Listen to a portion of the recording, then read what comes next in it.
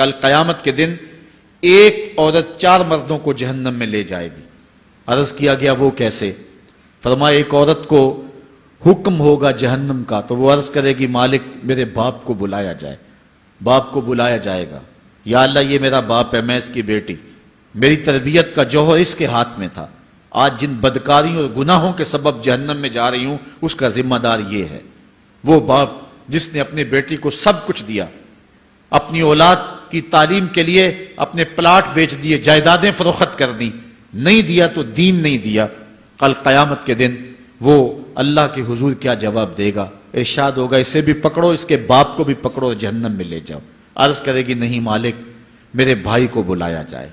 بھائی کو بلایا جائے گا، مالک یہ میرا بھائی ہے، میں اس کی غیرت تھی، میں جن راہوں پہ چل کر کے تیرے عتاب اور تیرے قہر و غضب کی حقدار بنی اس کا ذمہ دار یہ ہے، اگر یہ مجھے روکتا، اپنی آبرو کی حفاظت کرتا، اپنی ناموس کا پہرا دیتا تو میں ان راستوں کی مسافر کیسے بنتی؟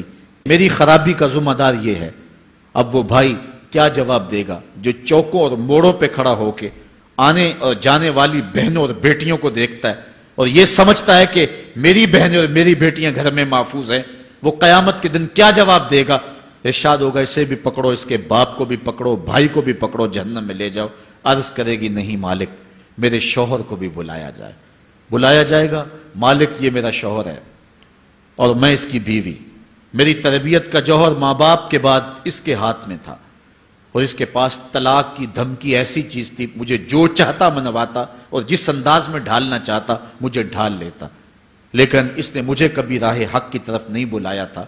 وہ شوہر کیا جواب دے گا جو خود اپنے دوستوں کو چائے پہ بلا کے اور اپنی بیوی کو سامنے برہنہ منہ بٹھا کے بعد میں اس کے حسن کی داد مانگتا ہو، بتاؤ بھابی کیسی ہے؟ تو وہ کیا جواب دے گا قیامت کے دن؟ ارشاد ہوگا اس کو بھی پکڑو، اس کے باپ کو بھی، اس کے شوہر کو بھی اور اس کے بھائی کو بھی جہنم میں لے جاؤ۔ عرض کرے گی نہیں مالک میرے بیٹے کو بھی بلایا جائے۔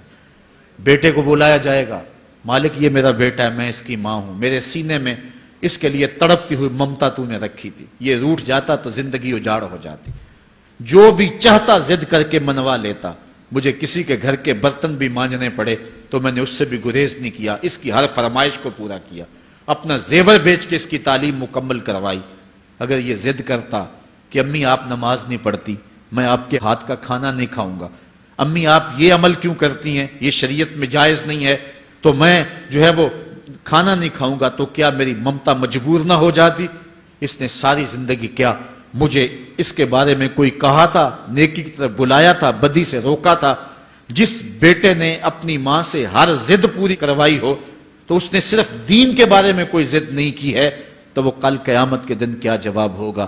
ارشاد ہوگا اسے بھی پکڑو، اس کے باپ کو بھی پکڑو، اس کے خاوند کو بھی پکڑو، بھائی کو بھی پکڑو، بیٹے کو بھی پکڑو اور 5 کو گھسیٹ کے جہنم میں لے جاؤ۔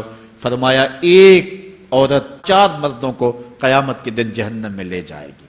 اس لیے میں اور آپ آج دیکھ لیں کہ ہمارا آخرت کا معاملہ کیا ہونے والا ہے اور ہم نے اس دنیا کے اندر کس طرح اپنی حفاظت کرنی۔